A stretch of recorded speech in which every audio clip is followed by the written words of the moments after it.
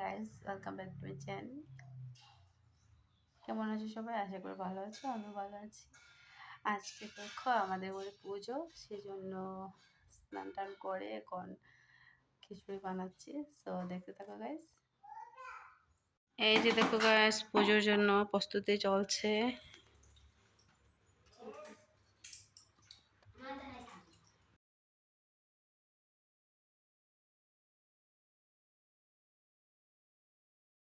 এই যে দেখো গাইস, পুজোর জন্য সব কিছু প্রস্তুতি হয়ে গেছে।